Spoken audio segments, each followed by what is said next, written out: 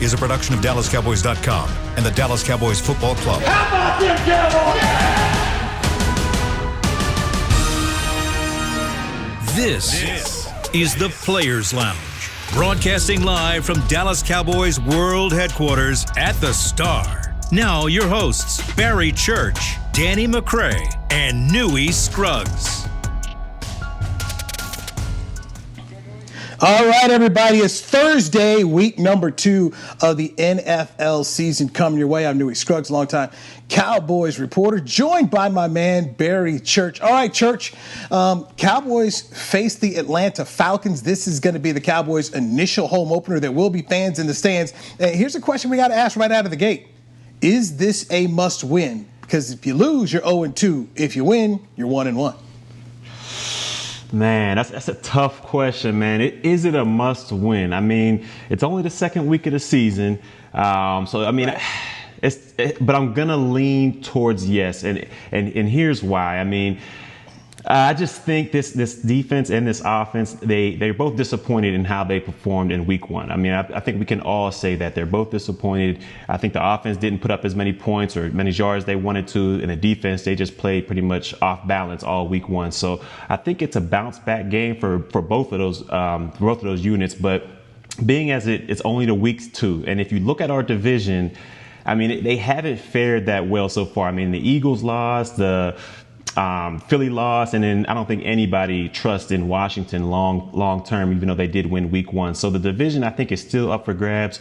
But for confidence wise and just going forward with momentum, I think this is definitely has to be a bounce back game. It has to be a momentum shifting type game. It has to be a confidence building type game. I mean, if we go out there and lay an egg offensively with all this talent, throughout the whole offseason, that's all we heard was we have so much talent. We got, Dak he's reports of Dak getting mentioned for MVP, and then we got all this talent we added on defense. So I just think this has to be a must win as far as confidence and momentum building, because this offense has the capabilities of being one of the top 5 offenses in the National Football League.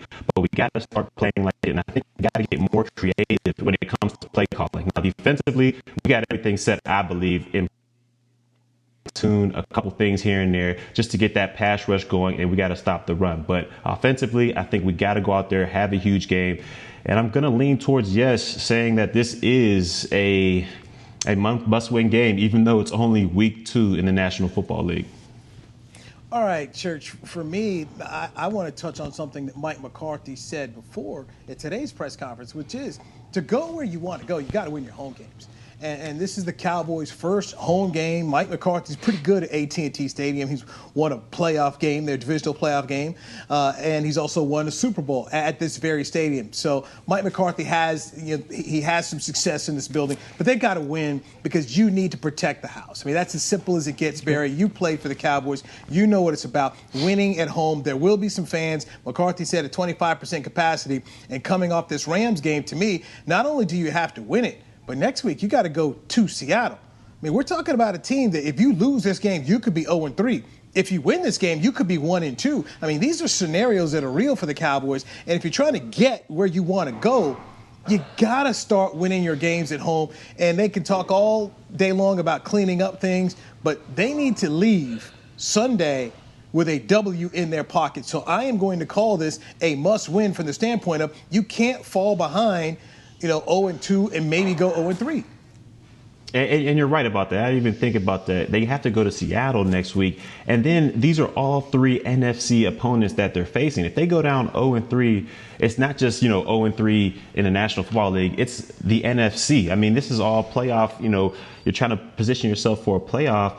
And if you go, right, it ends up being like a tiebreaker or anything like that. You look back at the first 3 games; those are 3 NFC opponents that you let slip by. So, you know what? You've convinced me. You've got me going in the right direction. That this has to be a must-win, because Seattle it's just not going to get any easier with Seattle. We saw what they were capable of doing week 1. So you don't want to go up there 0-2. So you know what? You convinced me, Newy. You got me thinking that this is a must-win game for McCarthy and the Cowboys.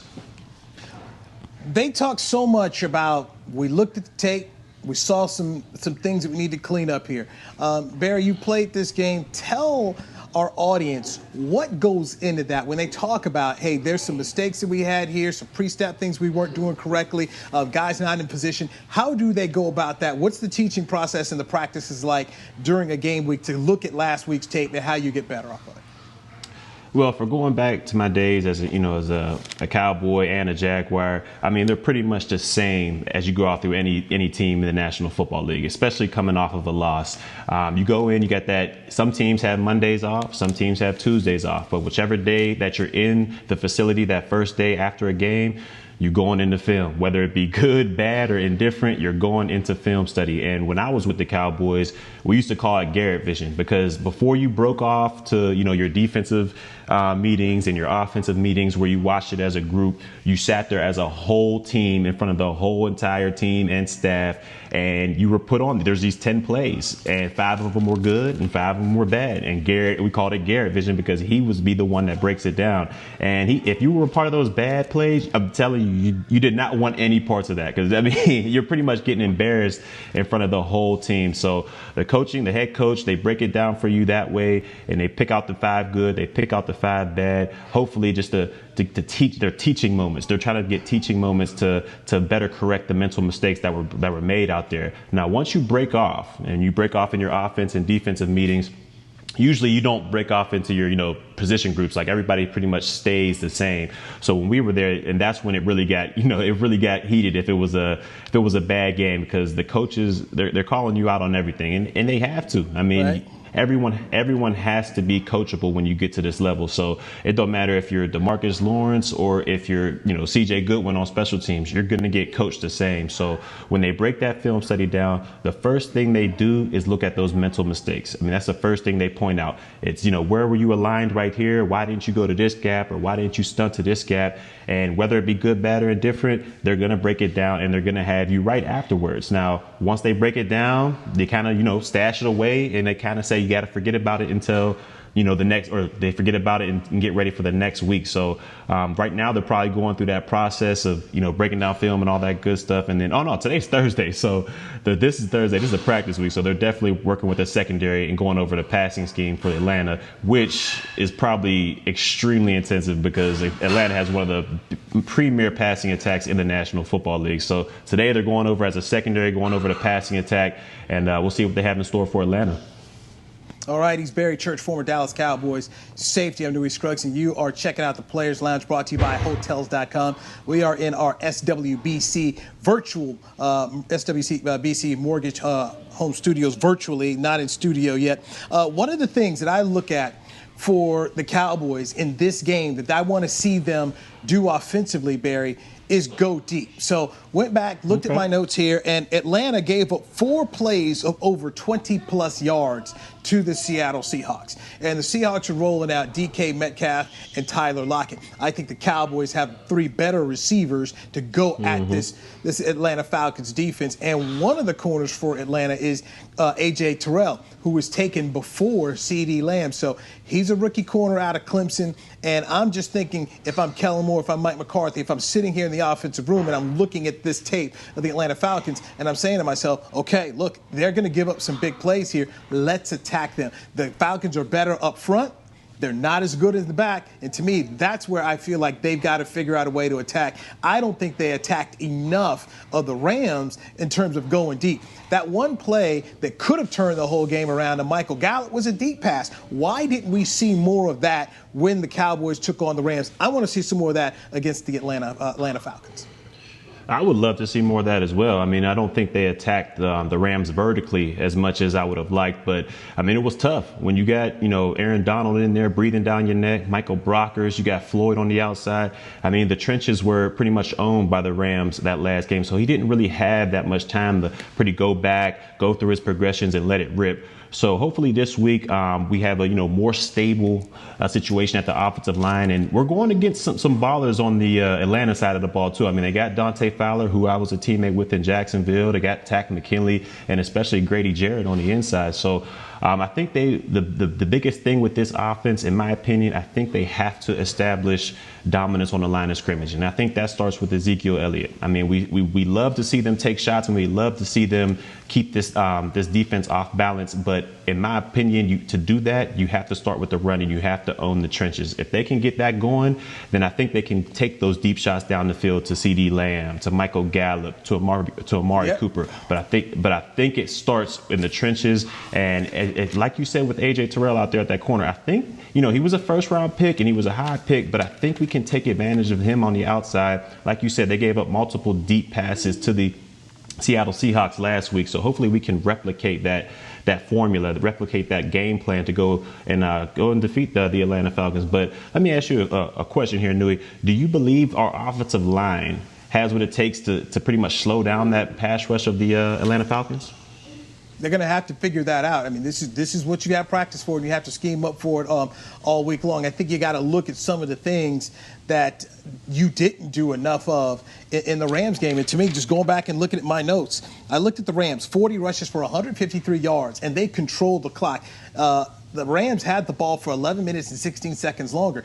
Going over here, look at the Cowboys' run game. You look at the numbers, and Barry, the numbers were pretty good. 27 rushes for 136 yards. They averaged 5 yards a carry. They didn't have the ball enough to keep it going. So to me, you've got to actually get out here, run the football, and your defense. Because there was a question you had asked before in the pre-show meeting. Who's got more pressure this week? To me, the Cowboy offense has more pressure because they have to carry the defense. How do you help the defense? It's by running the football with Ezekiel Elliott. Bucky Brooks was on the break earlier today on one of our Dallas Cowboys podcasts, and he spoke about how Seattle, in beating Atlanta, and they controlled that football game pretty much from go. They were using Chris Carson, and they were using that screen game to help out their help them out there. Let me go back here and I see my notes here. What we talked about was how the swing routes to Chris Carter early, he said, got him going. And he thinks that the Cowboys need to go with that with Ezekiel Elliott. Chris Carson ended up scoring I think about a 13-yard touchdown run on a screenplay. We know Ezekiel Elliott can catch the football. He had 3 catches in the Rams game here. And another thing Bucky talked about, which I believe is on point, he said you got to win first down to help your offense, especially your right tackle steal. So if you're not in third and longs where you can allow Takk McKinley to rush off the edge, if you can control Grady Jarrett up the middle, if you guys can win first down, then you got an opportunity to do a whole lot of things you want to do. Because, Barry, we saw the Ram game. Third downs for them were easy, because they were so effective on first downs with the quick passes. And that just sets up a whole different kind of play calling for Kellen Moore if he's dealing with third and shorts versus third and longs. And that's how you protect your right tackle out here. And Grady Jarrett, we know, is going to be able to come up the middle. He's not Aaron Donald, okay? Nobody else in the NFL is. But they've got to do a better job of securing things up front. Yeah, I think that would be a start in the great direction if they were to secure that interior part of that offensive line. Now, look, we know Zach Martin's going to do what he does. I mean, he's all pro. He's, probably going to go to the Hall of Fame one day. We know he's going to do his job. We know Tyron Smith's going to do his job on the left side. I think it just comes down to Joe Looney, Connor Williams, and what Brandon Steele's going to be able to do on the outside versus a Dante Fowler or versus a Takk McKinley on there to pretty much see what this offense is going to be able to do. I would like to see just a little bit more creativity when it came to offensive play calling. I felt like sometimes we were just too stagnant. We would come out in 11 personnel. Here's a slot. Here's the 2 receivers outside. I mean, I want to see some more, bunch situations or stack the receivers, just creative different ways to get Amari Cooper the ball or to switch up your offense. You might run the same routes as you ran before, but just have them situated in a different type of formation to catch the defense off guard. I just think we need to get a little bit more creative offensively. What's your takes on those? We could talk about creative things all day long here, but it comes down to execution. You look about that fourth down play in which CeeDee Lamb didn't go deep enough here. They got to. Some of the things you got to do is not so much creativity, is execute. And to me, they've got to keep the football. I mean, if it's one thing we know and we've seen the past couple of years, is the offense has to protect the defense. And how do you do that? By making sure you are holding on to the football with some long drives here. Use the run game. So if they can do that, then I think they could be pretty doggone effective here. I know people talk so much about pre-snap motions, and if you heard Mike McCarthy's press conference today, it was all about, hey, pre-snap this, pre-snap that. Barry, you played this game. They can try and disguise things all day long, but if you can't execute the play, who gives a rip of who ran where? It looked like it was going to be a direction there. You got to go out and execute. You can't have holding penalties. You can't get bull rushed. You can't allow a guy like, Aaron Donald was wrecking guys at the line of scrimmage. Cowboys got to win up front. So we can talk about moving people all day long, but if Grady Jarrett is busting Connor Williams, then that's going to be a problem here. So those things have got to get fixed, and we got to talk more about that. Hey, we had Will McClay join us on the Players Lounge yesterday, so let's hear from Will McClay next. For some of you folks out there that want a whole lot of changes on the offensive line group, we'll do that right here on the Players Lounge, brought to you by Hotels.com next. Hey there, Cowboys fans. With Tide Cleaners at-home pickup and delivery, cleaning your clothes has never been more convenient. Simply sign up at your local store, set out your dirty clothes, and one of our Tide Cleaners professionals will come directly to your home for a totally contactless experience. Your clean garments will be returned promptly the next scheduled delivery day, so skip the errand and enjoy life, not laundry.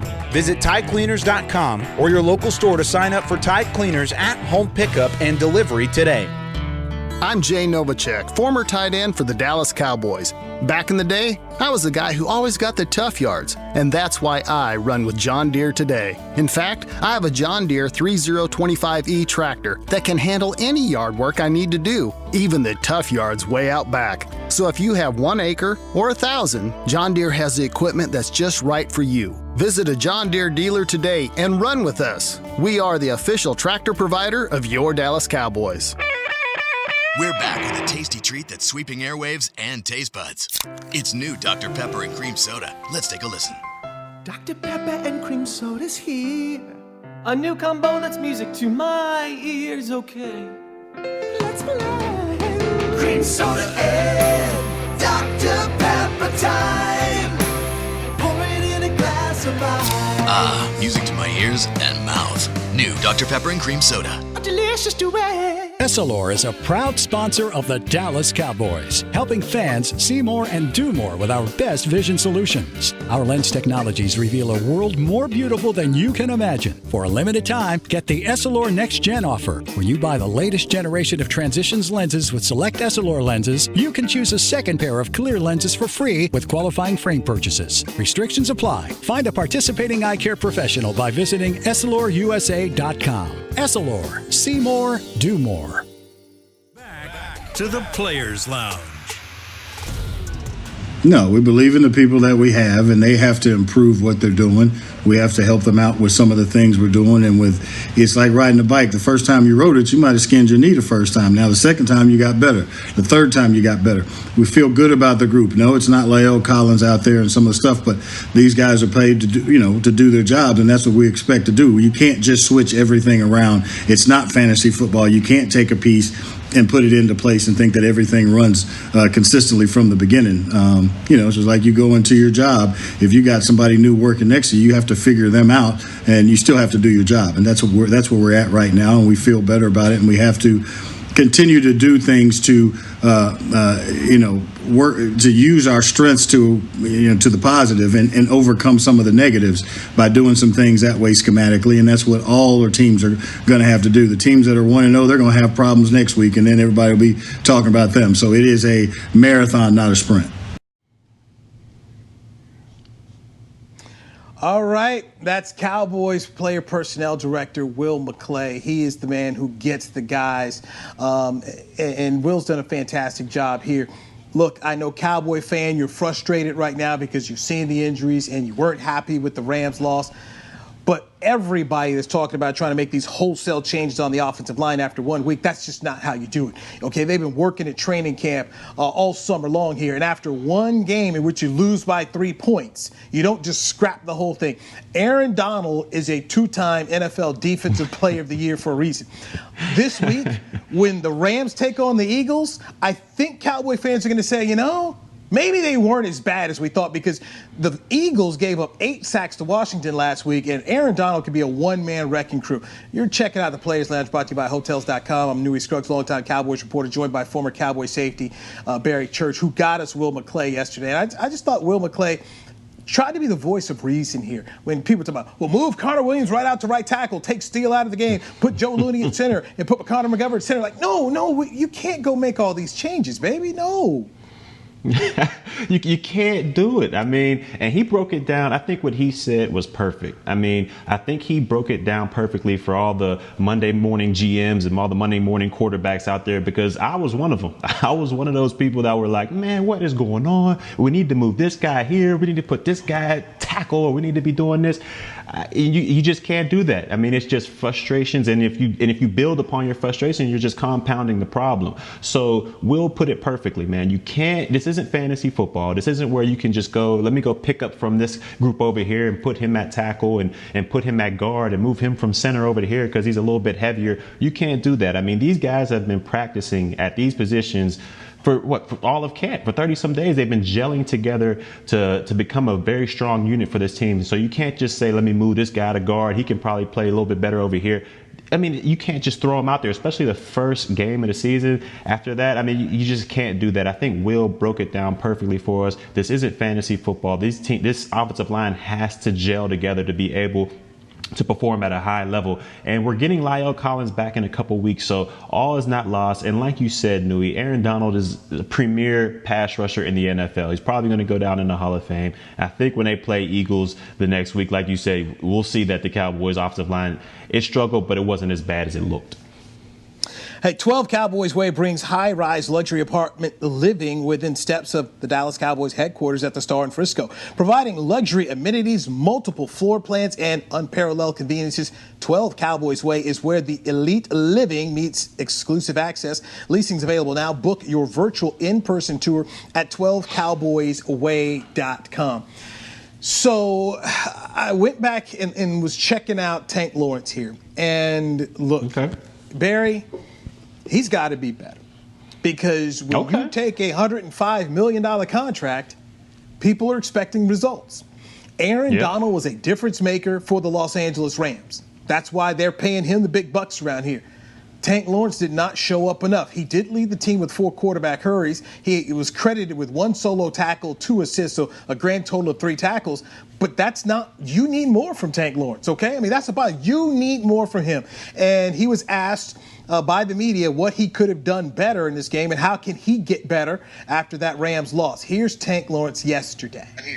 I always think I can play better, especially coming out the game with the loss. Always try to, critique myself on how I can get better and how I can help my team be better. But overall, playing the new defense, new schematics of things, and just looking back on the game, I think I played decent. But like I said, I always think I can get better. All right, Church. So my feeling is Tank Lawrence, he has to be better. I need more from Tank Lawrence on Sundays. I need Tank Lawrence to be the guy. I mean, we were yucking up, having some fun yesterday, joking about playoff P and Paul George not getting it done for the Clippers. I mean, and this is what comes with when you take $105 million. Okay, we have a right to sit up here and say we need production. I'm wearing this Dallas Stars cap here, and they paid Jamie Benn a truckload of money, over $80 million, and ownership came out and said, early in the contract, said, "What are you doing? We need to see a return on our investment." And right now, when you start looking at last year, 5 sacks for Tank Lawrence, and I know we're just starting the year, but Tank Lawrence has got to be better. You can't be out here on the first play jumping off sides. He's got to rise to the level of what you expected. And let's be honest here, Barry. The best defensive player they had on Sunday was a dude who hadn't played in 5 years, in Aldon Smith. What does that say about a guy like Tank and other guys who've been with the Cowboys? I mean, you're right. He's got to step it up. I mean, with great pay like that comes great expectations, and right now he's just not fulfilling those expectations right now. You hit the point right on the head. I mean, last year he's coming off of a 5-sack performance after getting that huge bag he got from the Dallas Cowboys, and now this year he's only one game. I'll give it to him. It's only one game, but he's starting off slow. He's just not having that impact that we thought he would have with his other counterparts right there. And you said it already. Aldon Smith, a guy who hasn't played in 5 years. Now, granted, when he was playing, he was one of the premier pass rushers in the NFL, but he came off a 5-year hiatus, and he was the best defensive player we had on the Dallas Cowboys, not the guy that you're paying $20-some million a year to. So this is a guy that has to step up. If he's seeing these double teams, or if the offense is starting to get the ball out too quick and not letting him use his pass rush abilities to get to the quarterback, he has to find another way to affect the game. If that's jumping up, batting down passes, if that's playing great against the run, I mean, he has to do something to negate not being able to get to the quarterback and not being able to make those huge splash plays. He has to find a way to help this defense out, even if it's not creating a pass rush. It's tackling, it's batting passes down, it's doing something, creating more opportunities for his other D linemen, taking up 2 offensive linemen. It's just something that he has to do to step his game up, because right now we're not seeing that, or the Cowboys aren't seeing that return investment in their $120-some million man. So he's going to have to step it up along with the rest of the defense, but he's their main guy. He's their main focal point of the defense. He took on that responsibility when he took that humongous bag the Cowboys gave him. So he has to step his game up for the Cowboys defense to be successful. You and I love watching Inside the NBA with Kenny, Charles, and Shaq and Ernie. Those guys are good. And one of the things Charles Barkley kept talking about, he's like, hey, your playoff guys, your best players have to be your best players here. And Sunday, Tank wasn't one of their best players. And to me, that's where I would go and look at the focus as you start to go get ready to play the Atlanta Falcons. He was like, hey, Tank, we need 90 to be in the backfield. And yes, I know it was a new defense, and Tank referenced that. And yes, I know Jared Goff was out here getting the ball quick, get rid of that ball quickly. But you need 90 to show up. Aldon Smith was showing up. And if Aldon Smith is showing up like that, and you could get 90 to show up too. Now, Barry, you're starting to cook with some gas right there if these two guys get there. Okay, if you got that. And with what Atlanta wants to do, they want to go deep with the ball. I mean, Matt Ryan had over 400 yards of passing against Seattle on Sunday. Now, the game was out of hand when a lot of that went down, but still, they were putting the ball in the air. So if they're going to put the ball in the air and he's taking 5-step drops, then you got to see 58 Aldon Smith and 90 Tank Lawrence in the backfield. These guys have got to get home. And this is the time you put the pressure on your best players. You say, look, I need you to get better here. I need you to step up your game. Because defensively, I expect this game to be a high-scoring game. I don't know about you, but I expect both teams to have at least 4 touchdowns each in this game because they have those kind of offenses. It's going to be in my opinion, who can figure out how to control the game with the clock. And if you can find a way to get off on third downs, because Barry, third downs for the Cowboys against the Rams was atrocious, 9-17. Terrible. That's a recipe to get beat. You got to figure out how to get off the field. And to me, that's these guys doing their job and finding a way to either knock Matt Ryan off his spot or go ahead and put him down with a sack.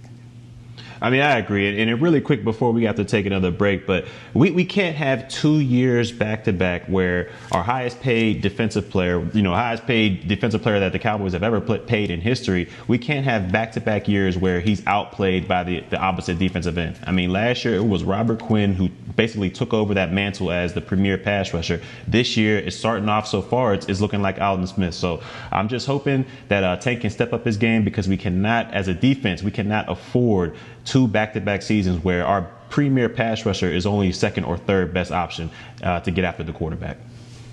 And that's just telling it like it is. That's not picking on anybody. That's the expectations. Now, I know a whole lot of people have been wanting to jump on Jalen Smith, and a lot of people have jumped on Jalen Smith. Let me at least say this in Jalen's defense. We all thought that Leighton Vander Esch was the better linebacker of the two. He was the first-round pick in his first year making the Pro Bowl. And so he goes out of the game, and they switch him back. I mean, they took Jalen out of the middle for a reason, okay? They made this switch for a reason, and so now you're this is true. And some of the things that you didn't like to see, like that Chicago game, I felt like McVay was picking on him. And they were making some plays against Jalen Smith, even though they said he played well. But, folks, Jalen is not Tank. And also the defensive line has got to be able to hold the point of attack and limit the other team from running the ball. 40 rushes by the Rams was too much. You have to help Jalen out. Jalen Smith is not Junior Seau. He's not Leighton Vander Esch. He's a good player. He's not a great player. And they got to help him out a little bit. He also has to be better at diagnosing some plays here. But Jalen's taking a lot of heat. So Vander Esch is out. He's going to be gone 6 weeks. We found out yesterday Sean Lee had sports hernia surgery. So Sean Lee's going to be out 6 weeks. So Jalen Smith is going to be calling the plays for the Cowboys on Sunday. Joe Thomas is going to go in there. Look, they got warts at the position. And that's why I come back and I say, look, that's where you need the Tank Lawrence to go ahead and do his thing here. They've got to help each other here. And the offense, I'll say this until the cows come home. Offense has got to have the football longer than the defense being on the field. 11 and a half minutes is what the Rams have the ball for longer, and that hurt. The Cowboy defense can't be out there 30 minutes, Barry. They can't win games not at all. They can't. They can't. So they've got to help the defense. It's just not a formula for success. I mean, I just don't think having their defense out there that long. This is a defense to me that's hungry for splash plays, and they need to make those splash plays. And like you said earlier, the best defense, in my opinion, for this Cowboys is the Cowboys offense staying on the field. I mean, if they can basically just milk that clock and just drain that Atlanta defense, and our defense only has to stay on the field for a short amount of time, I think we'll have great success. But really quick, I want to ask you a question. Did they move Jalen back to middle, or is he playing will even with LVE being out? Hey, man, you can't have Joe Thomas playing no middle. You know, you can't. That's why you can't. They have to. He has to go back to the middle. It would be unfair to Joe. Will McClay talked about Luke Gifford and Mike McCarthy said the other linebackers are going to come in and basically take a lot of those snaps that Joe Thomas was doing on specials and try and help out that way. But look, you've got warts, and one of the things about coaching and the best coaches, they figure out how do we cover up the warts. And when you talk about that, I look at Bill Belichick through the years; he's done a fantastic job there. So, but to protect the linebackers, the D line has got to be better. They can't, up the middle. You got to be able to solidify. You got to be able to solidify the run and not let Todd Gurley just run up the middle on you. And they got to force some third downs. Okay, that's one thing they weren't doing. They were losing first down all game long against the Rams. The Rams had control, Barry, that entire football game. And that just cannot happen. It cannot happen. The Falcons are a good offensive team, but they're a bad defensive team. So the Cowboys have got to take advantage of that. Truly, this has to be a team victory on Sunday. Offense got to help the defense out. Defense can't make any mistakes. They got to clean up what they did against the Rams and be ready for this Atlanta defense. Because if you make one mistake here, Julio can burn you. And when we come back, let's get into Julio Jones and Trevon Diggs and what Mike McCarthy had to say about the rookie corner from Alabama. You are checking out the Players Lounge with Barry Church and Newy Scruggs. Danny McCray got the day off, and it's brought to you by Hotels.com right here on DallasCowboys.com radio. Hey there, Cowboys fans. With Tide Cleaners at-home pickup and delivery, cleaning your clothes has never been more convenient. Simply sign up at your local store, set out your dirty clothes, and one of our Tide Cleaners professionals will come directly to your home for a totally contactless experience. Your clean garments will be returned promptly the next scheduled delivery day, so skip the errand and enjoy life, not laundry. Visit TideCleaners.com or your local store to sign up for Tide Cleaners at-home pickup and delivery today.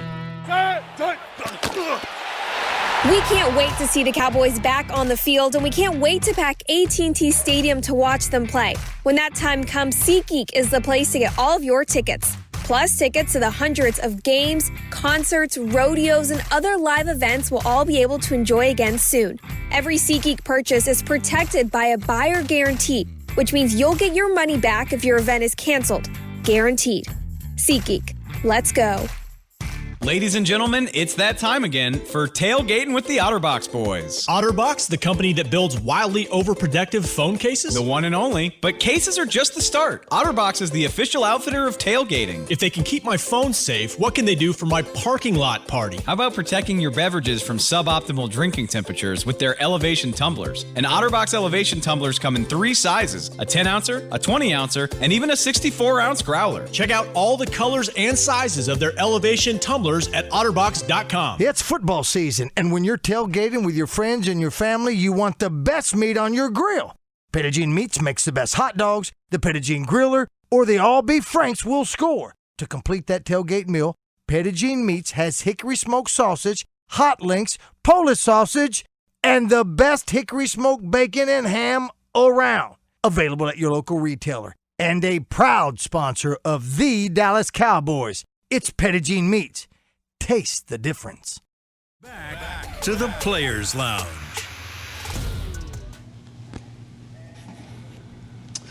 All right, Cinema Drive-Ins brings you the classic nostalgia of a drive-in movie to the Star. Enjoy all the features of these timeless outdoor theaters in a safe and innovative environment, brought to you by 21st Century with the latest technologies, stunning visuals, and the latest and greatest Hollywood blockbusters. New movies are featured every weekend at the Gaylord lot at the Star in Frisco. For details, visit thestarinfrisco.com. You are checking out the Players Lounge. We do it every Tuesday right here on DallasCowboys.com. I'm Newy Scruggs, longtime Cowboy reporter, joined by Barry Church, former Dallas Cowboys safety. Our boy Danny McCray has the day off here. Okay, the Falcons bring in three guys who had over 100 yards of receiving last week. So Julio Jones, the perennial All-Pro. Then you got Calvin Ridley, and then they brought in another kid here, and I think he played at LSU. So I hate that Danny's not here, so he can go ahead and prop him up all day long. But but he had 100. Mike McCarthy says Trevon Diggs, the rookie from Alabama, will start for the Dallas Cowboys, and he said it's not any disrespect to Julio, but that's what they're going to do. Here's Mike McCarthy today. Well, I think the fact you noted his wide receiver type skills. I mean, his ability to make plays on the ball is exceptional. That's something that jumps off the tape. Going back to Alabama, but outside of his obvious high skill set to play the position, the physical measurables. The thing that I'm so impressed with, off his college tape, and he's brought it here to Dallas is, he has such a patience and calmness to him when he's in coverage, and that breeds, to me, the confidence that he plays with and the understanding that he plays with, not only what expected of him and how he fits into the coverage scheme, but his ability to understand route running, the breaking points of a route, the stem of a route. But he plays with a lot of maturity in his coverage, and that's something I've been impressed with from day one. You don't see him; he doesn't panic out there, which when the inexperienced player sometimes gets in a tough spot. That's that goes back to that timing and rhythm and being in sync that you're always trying to improve on as a football team. But he's a very confident young man. That is Mike McCarthy talking about the rookie, Trey Diggs from Alabama. Thanks, Chris Beam, for getting that cut from us from the Mike McCarthy press conference today. So, Barry, you played in this league as a safety. You understand what corners are and what they can do. Give me a grade, and how did you feel about Diggs against the Rams week 1?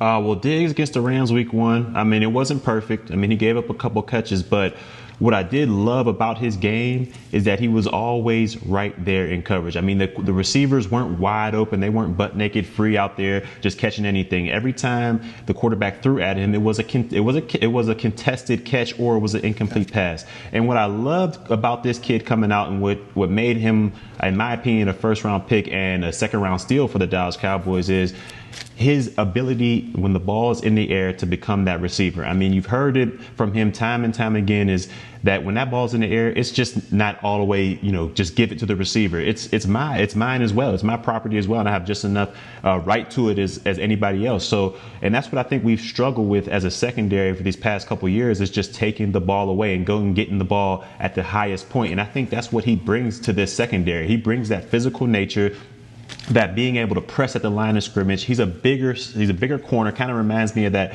Byron Jones type build, and he can pretty much get after the bigger receivers in the league, and he won't back down from a Julio Jones. So I think he is the perfect candidate for the secondary to kind of throw at Julio. I'm sure he won't travel with him all over the field, but I think if they throw him at Julio, it'll give him a different look. He's bigger than the other corners, and I think he can bode well. Now, will he shut out Julio Jones? I don't think so by any stretch of the imagination, because I just don't don't think any corner in the NFL can do that right now. But will he have a good chance? I believe so. And I think McCarthy is doing it right by putting him in the starting lineup and seeing what he can do against the NFL's best. How do they help out Trey Diggs? Because you don't leave a rookie one-on-one with a premier talent like Julio Jones.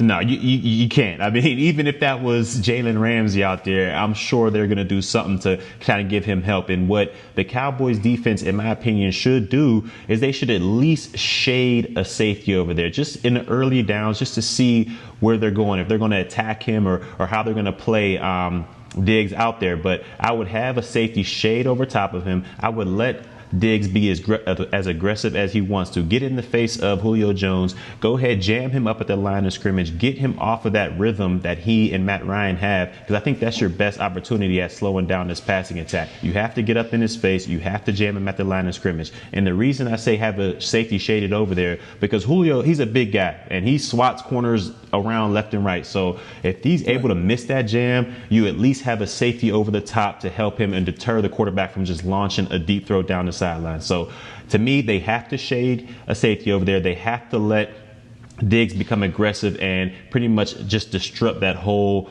rhythm that Matt Ryan and Julio Jones has. Now, will it be a tall task? Of course it will, because he's the best receiver in the game, in my opinion. But just shade a receiver over there. Just give him some help early in the downs, and then maybe once or twice trickle in just some single play. But for the most part of the game, I would definitely shade a safety over top of him. All right, what's one advantage you think the Cowboys have against the Falcons, and what's one disadvantage you think the Cowboys have going against the Falcons? Well, one advantage I think the Cowboys has, I think it has to do with the offensive line, or not the offensive line. I think it has to do with the offense, period. They have that bell cow back in the back named Ezekiel Elliott. I think if they're able to win those trenches offensively and get him the ball going early, get him his touches, whether that be out of the backfield as a receiver or running the ball, whichever the way they can do that to grind this Atlanta defense down, I think they'll have to do. So they have to get him going in the running game early, and I think they will be able to do that. I mean, this defensive line for the Atlanta Falcons is more known for its pass rushing abilities. Yes, the Seattle Seahawks didn't do much on the ground, but that's because they had whatever they wanted in the air against Atlanta. So I think for us, it'll be the exact opposite. I think Zeke should be able to eat well on this Sunday afternoon, and hopefully we'll be able to get after this Falcons defense. But the disadvantage, I will say, I think it's going to be just the passing attack overall of the Atlanta Falcons is a better one than the Cowboys. So I think the disadvantage is, even though we might shade a safety over there to help Diggs out on Julio Jones, what about the rest? I mean, they got Calvin Ridley out there. They got that kid from LSU, like you said. And Ridley, we cannot sleep on him. This is one of the better route runners in the NFL. We've seen what he did to Seattle the other day. I mean, he's making people fall left and right, and there was nobody around him for his touchdown. I mean, it was like somebody maybe 20 yards away from him. So this is an extremely dangerous receiving core, and I think that's one advantage that they do have over the Cowboys. But overall, I got to lean towards the Cowboys to get this victory on Sunday. All right, so one week for Mike McCarthy and his new staff to kind of go ahead and work out the kinks here and understand what it's like. A lot of teams who had coaching staffs already intact had advantages. And you look at the Cleveland Browns. They got beat 38-6 by the Baltimore Ravens. And we know the Ravens are a good team, but that's a new staff led by head coach Kevin Stefanski. And just that's not an excuse. But at the same time, we can't act like it's not an advantage, because we spoke about that, how the new coaches who didn't have all the kind of time that they need in the offseason would have some issues, and the Cowboys definitely had theirs. Speaking of the Browns, they play Cincinnati tonight. They're going to have that game in Cleveland. Both teams are 0-1. The Browns 6-point favorites. Who do you like and why in this game, Barry Church? I'm gonna lean towards Cincinnati on this one. I like what I saw early from Joe Burrow. I mean, he had some rookie struggles out there, but it didn't seem like the moment was too big for him. I mean, he went out there, and I feel like he played to the best of his abilities. So I think AJ Green and him will get even better as the season progresses. I think they have the better running option now. Nick Chubb, I feel like he is one of the better running backs in the NFL, but I think he's getting his carries ate into by Kareem Hunt. So, I mean, I don't think their running attack is as strong as just Joe Mixon by himself. So that's what I'm going to lean towards. I'm going to lean towards Cincinnati. I just think the Cleveland right now is a dumpster fire, and I got to lean towards Cincinnati on this one. All right, Cleveland's at home. Cincinnati's got to show me they can go out and win games on the road. So I'm not going to take the Bengals. What I want to do and see tonight is how Baker Mayfield responds to a bad first game. He's got to find a way to make some connection with Odell Beckham Jr. He's too good of a weapon to not put up some better numbers in Cleveland with all sorts of help around him. So can Baker Mayfield see down the football field? Because I'm getting to that point in time where if Baker Mayfield doesn't have a good year, you got to sit around here and start to ask yourself, is Baker Mayfield really the guy? He was a number 1 pick in the draft. And right now, I'm not seeing Baker Mayfield play to the level of what I think he could do and be for the Cleveland Browns. But I'm going to go ahead and pick the Browns, all right? I'm going to pick the Browns. And I'm going to say the Browns win at home because when you have two teams that are bad, and to me, the difference in good teams is can you win on the road? I don't know if Cincinnati can do that just yet. I think it'll be a close game. These Thursday night games, you played in it, Barry, the turnarounds are tough. And I know Cincinnati is not far from Cleveland because I used to live in Cleveland. I've been down to Cincinnati before, so it's not like trying to fly across the country like Seattle having to go over to Cleveland. But still, it's one less day you've got to prepare here, and the home team has an advantage on these Thursday games. You're right. The home team does have the advantage. They don't have to travel. They don't have to spend the previous night in the hotel. They get to relax and all that good stuff. But I tell you this much, Baker, he better do something this game because he's about 1 or 2 weeks away from people starting to consider Gardner Minshew as a better quarterback option than him. So, I mean, he better do something this week. If it ain't a win, he got to put up huge numbers. He has to get Odell involved. I mean, he just has too many weapons out there to be this abysmal in the offense. So he better get something going on or they're going to start he's going to start hearing the chants for putting him on the bench. But we shall see. All right, Church, good stuff. We'll get at it tomorrow. We'll have our picks for the Cowboys and Falcons.